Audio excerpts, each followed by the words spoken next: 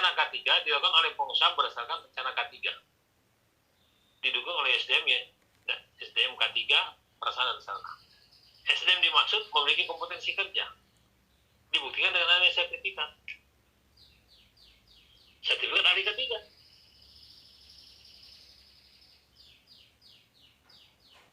Itu sertifikat menandakan Anda punya kompetensi.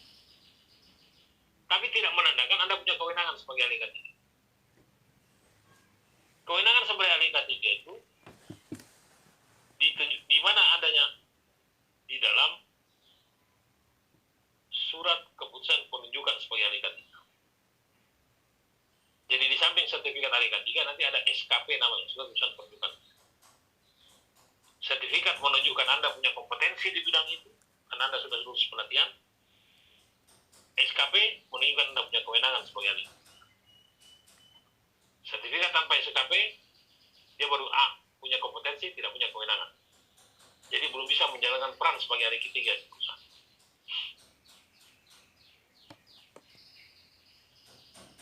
Nah, kompetensi ini ada 2 jalur untuk mendapatkannya. Satu lewat jalur pelatihan, seperti yang Anda lakukan sekarang. Lalu bisa juga lewat jalur uji kompetensi. Jika Anda memilih jalur kompetensi, maka Anda patut belajar tentang SKKN, Standar Kompetensi Kerja Nasional Indonesia, yang ditetapkan oleh BNSP, Badan Nasional Sertifikasi Profesi. Dasarnya adalah SKKN ini. Lalu nanti kalau sudah siap, diuji oleh asesor. Ya. Prosesnya disebut asesmen. Yang menilai disebut asesor, yang dinilai namanya asesi. Yang menilai disebut asesi. Anda lulus, dinyatakan kompeten, lahir sertifikat kompetensi. Sama dengan sertifikat pelatihan Anda. Tapi dia belum punya kewenangan. Untuk dapat kewenangan, BNSP akan mengirim berkas tersebut ke Kementerian Tenaga Kerja di Direktorat Pengawasan Norma K3, baru diterbitkan kewenangannya. Jalurnya sama persis dengan yang Anda ikuti. Jadi 2 jalur ya.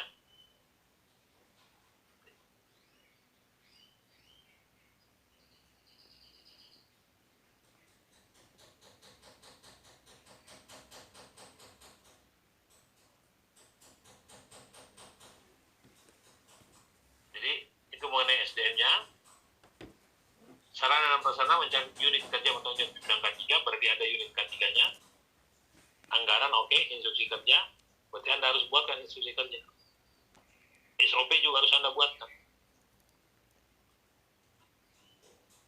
Itu ya.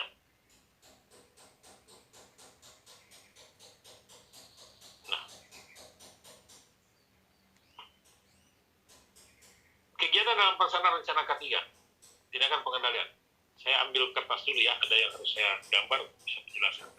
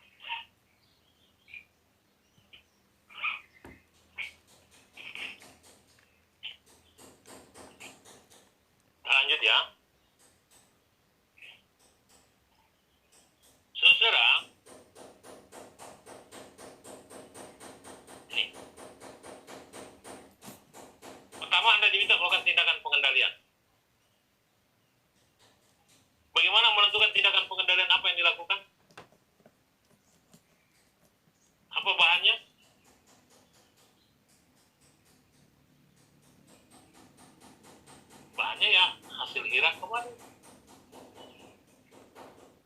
Pemasangan 30 unit Septicon. Begitu kemarin itu. Ya.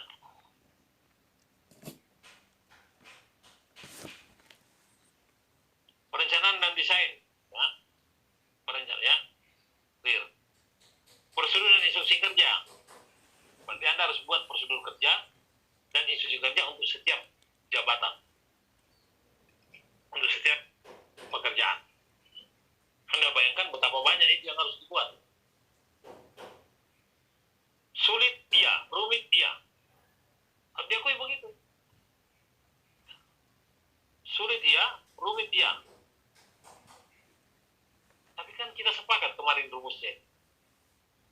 Apa rumusnya kemarin? Tingkat kesulitan. Mantap. Bung Seriari, dia hafal itu. Tingkat kesulitan berbanding lurus dan tingkat kemahalan.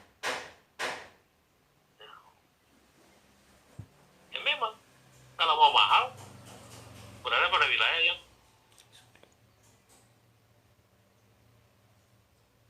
andaikan kita dilahirkan sebagai anaknya Raja Brunei atau anaknya Raffi Ahmad, tidak ada kesulitan.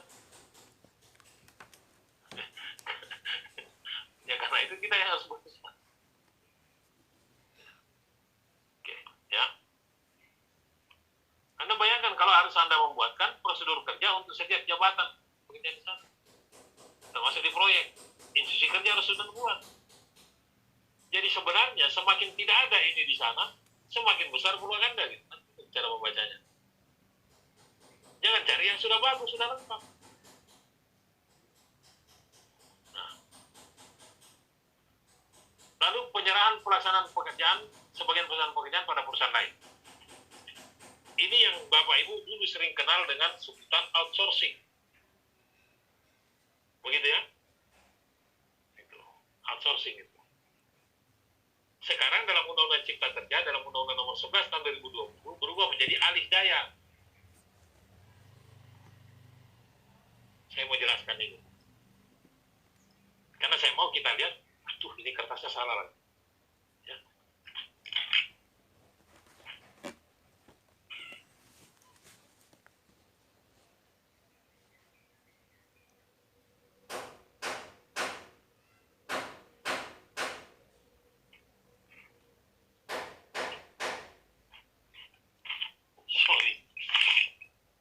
Sorry, saya ambil kertas yang banyak tulisannya di belakangnya. Ya. Padahal kita mau pakai tulis. Ya. Mari kita lihat ini ya. Mari.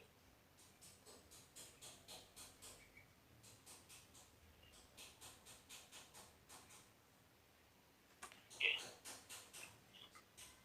Begini. Penyerahan sebagian pelaksanaan perusahaan pada pekerjaan lain. Ini ada PTA.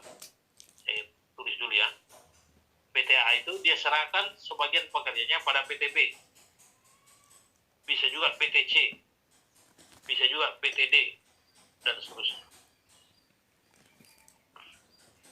Begini prakteknya. Ini yang tadi banyak vendornya, banyak kontraktornya. Sekarang pertanyaannya, kalau terjadi kecelakaan kerja di lokasi ini, siapa yang bertanggung jawab?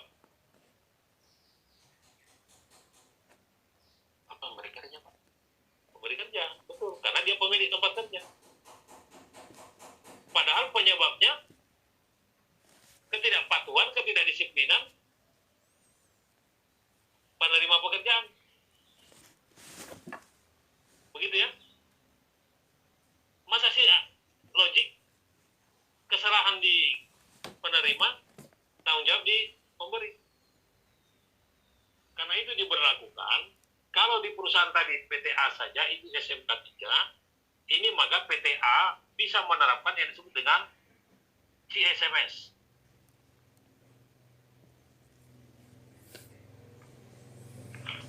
PTA bisa mendesain yang disebut CSMS. Kontraktor Safety Management System. Sistem manajemen K3 yang diberlakukan bagi para kontraktor. Siapa yang buat? PTA.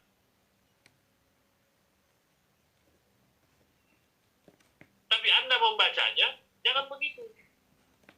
Membacanya adalah, apakah PTA sudah punya atau belum? Kalau dia belum punya, that is your chance. Itu peluang Anda. You datang advokasi dia, kawan, hati-hati kau. Kalau terjadi kecelakaan kerja di sana, kau bertanggung jawab. Karena itu, kasih dong tanggung jawab sama mereka. Ya, kasih dong tanggung jawab sama mereka. Caranya bagaimana? CSMS. Bapak bisa buat. Nah, kalau dia sudah bilang Bapak bisa buat, berlaku rumus. Tidak ada makan siang gratis. Ya kan gitu. Anda bantu dia buatkan CSMS-nya. Bagaimana caranya buat? Kalau Anda mengerti sistem manajemen K3, Anda pasti mengerti CSMS.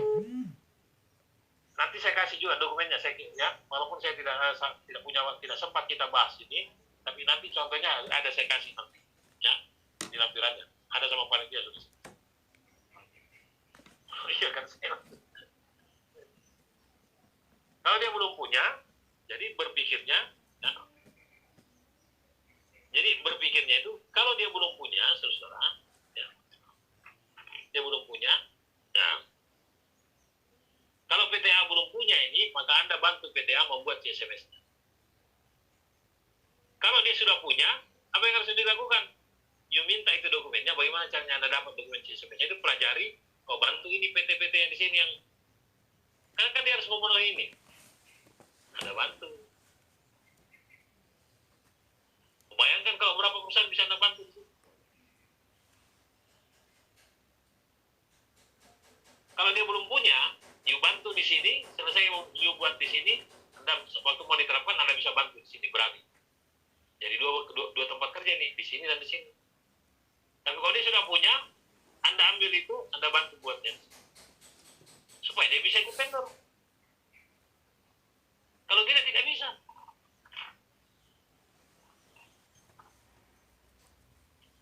Clear ya? Pak Heriadi, Pak. Sistem Anda? Masih ada, Pak. Apakah itu Pak berlaku untuk hanya perusahaan kontraktor, Pak? Loh ya kan, itu dibuat di perusahaan yang banyak tenornya. Ya, kontraktor safety management system. Jadi semua kontraktor yang mau ikut tender di perusahaan itu, dia harus patuh di sana. Ya. Caranya pahami SMK 3, nanti juga ada bahannya saya kasih. Makasih. Ya, siap. Lalu pembelian pengadaan barang dan jasa setelah produk akhir. Nah ini bahannya nanti terkait dengan mengenai B3, bahan beracun dan berbahaya. Ya. Mudah-mudahan kemarin waktu K3 lingkungan kerja, kalau dia sudah masuk, mudah-mudahan dia jelaskan tentang MSDS, material safety data sheet, atau lembar data keselamatan bahan. Ini penting. Ya. Mudah-mudahan dia berikan. Karena kalau tidak, ya nanti mudah-mudahan masih ada kelas yang mirip-mirip, bisa ditanya tentang MSDS, Material Safety Data Sheet, atau LDKB, lembar data keselamatan bahan. Itu terkait dengan B3. Nah, lalu upaya menghadapi keadaan darurat. Secara rencana pemulihan keadaan darurat. Ini juga penting saya mau jelaskan. Saudara, ahli K3 itu wilayah kerjanya 3. Dalam perspektif saya, ahli K3 itu wilayah kerjanya 3. Yang mana itu ini? Ya, wilayah kerjanya itu 3. Pada saat aman, pada saat terjadi kecelakaan, dan pasca kecelakaan. Begitu. Ya, perhatikan. Wilayah kerja ahli K3 itu 3. Pada saat aman, pada saat terjadi kecelakaan, dan pada saat pasca kecelakaan. Pada situasi aman ini, tugas Anda adalah mencegah. Cegah, jangan sampai terjadi kecelakaan.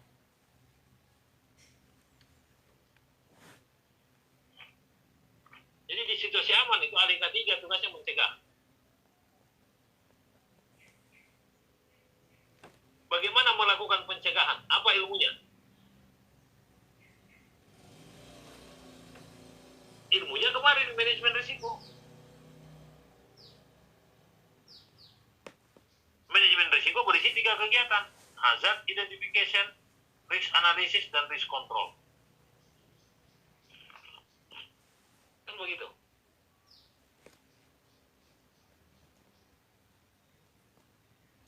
Jadi untuk mencegah itu manajemen risiko itu kemarin sudah kita bahas. Apa pesan penting di sini, saudara? Ya, apa pesan penting yang ada di situ?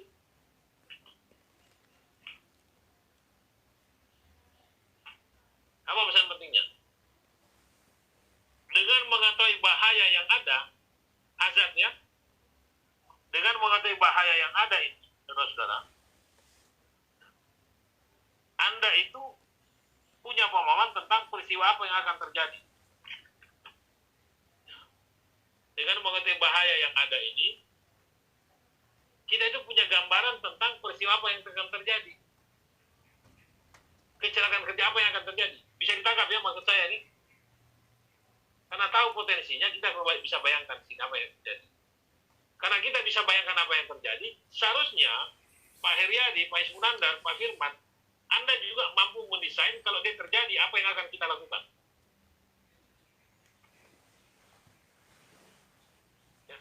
Karena tahu proses bahaya yang ada, maka Anda bisa membayangkan peristiwa apa yang akan terjadi.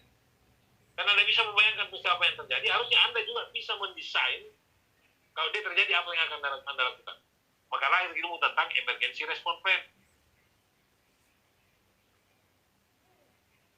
Atau rencana tanggap darurat.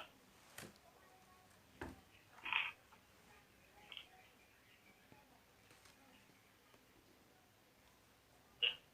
Bisa ditangkap maksud saya Pak Heriadi? Iya. Anda harusnya mampu membuat desain. Oh kalau ini yang terjadi, ini loh yang kita lakukan. Dengan mengetahui potensi bahaya yang bisa terbakar, kita tahu bahan yang bisa terbakar, maka kita tahu alat pemadam api apa yang harus kita siapkan. Itu yang dia maksud. Ya.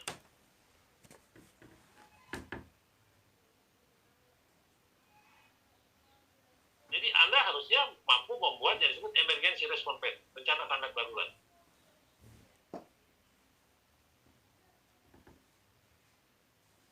Kalau rencana tanggap daruratnya sudah Anda buat, maka langkah selanjutnya adalah Anda membuat emergency response team-nya.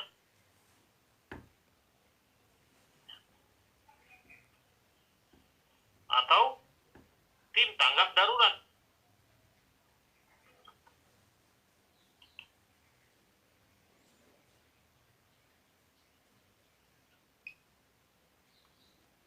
Lihat ya. Karena Anda sudah bisa membuat emergency response plan-nya atau rencana tanggap daruratnya, maka berdasarkan emergency response plan itu Anda butuh kebutuhan personil untuk melakukan tindakan penanganan darurat. Personilnya itu kita sebut dengan emergency response team atau tim tanggap darurat.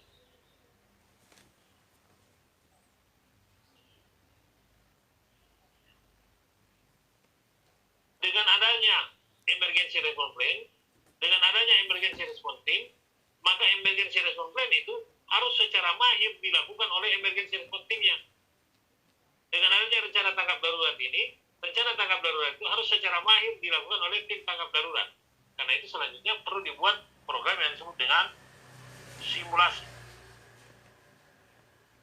Simulasi keadaan darurat. Simulasi penanganan keadaan darurat.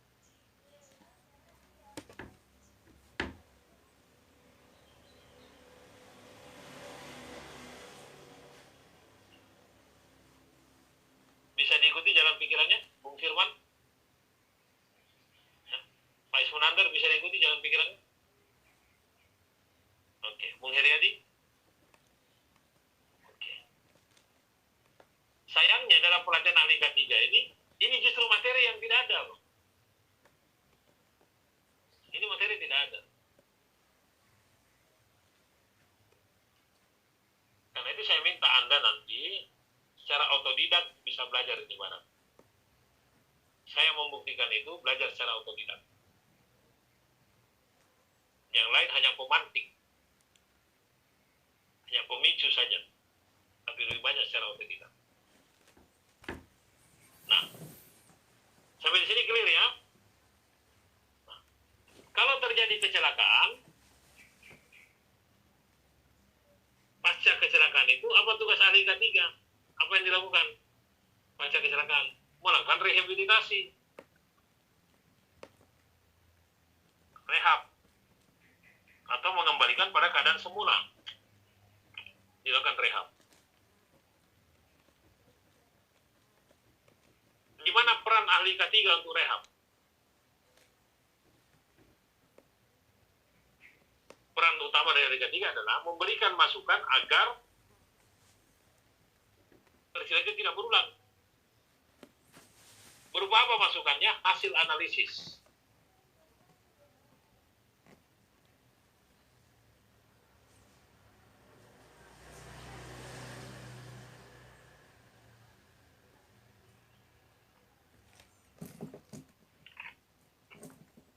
Berupa hasil analisis. Analisis apa? Analisis kecelakaan kerja. Ya, Anda memberikan masukan berupa hasil analisis kecelakaan kerja. Supaya dalam membuat rehabilitasi itu, faktor yang menyebabkan kecelakaan kerja itu tidak berulang. Supaya faktor yang menyebabkan kecelakaan kerja itu bisa dieliminir. Itu maksudnya. Berarti Bapak Ibu harus melakukan apa yang disebut analisis kecelakaan kerja.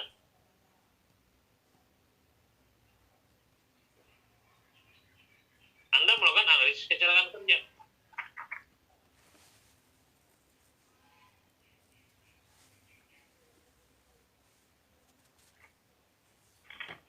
Jadi Anda melakukan analisis kecelakaan kerja. Hasil analisis itulah menjadi bahan dalam rangka rehabilitasi. Apa yang dianalisis?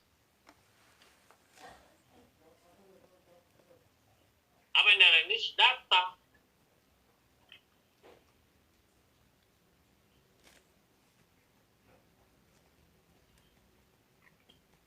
Data yang dianalisis.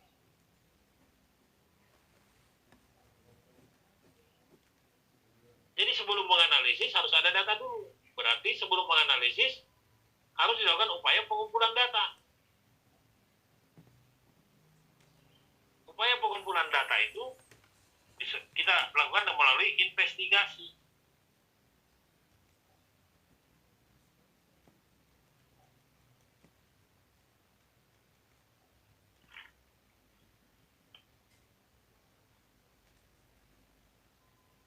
Untuk melakukan analisis, apa yang dianalisis? Data. Mendapatkan data harus melalui proses investigasi. Tidak mungkin ada data kita peroleh tanpa melalui proses investigasi. Apa instrumen investigasinya? Saya menggunakan metode 5W 1H. Di sini metode ya. Instrumen investigasinya saya menggunakan metode 5W ditambah 1H. Apa itu 5W 1H?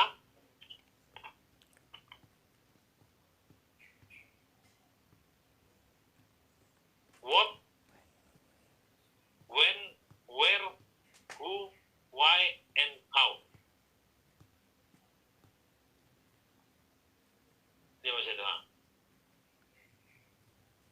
What, apa yang terjadi? When, kapan kejadiannya? Where, di mana kejadiannya? Why, kenapa terjadi? Who, siapa yang terlibat? And how, bagaimana kejadiannya? Kita ajukan itu pertanyaan-pertanyaan itu. Pertanyaan 5W1H ini ditujukan kepada siapa? Ya, ditujukan untuk menjawab, mencari. Ini sumber potensi bahaya itu.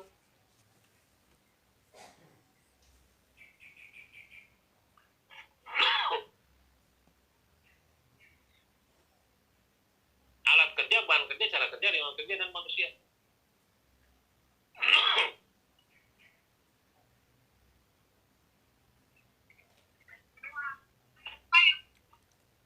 Saya kasih ilustrasi begini. Bung Syefri bisa di mute dulu. Halo Bung Syefri.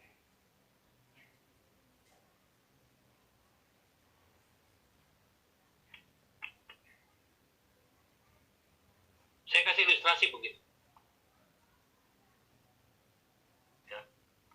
Katakanlah Pak Ismunandar ini dia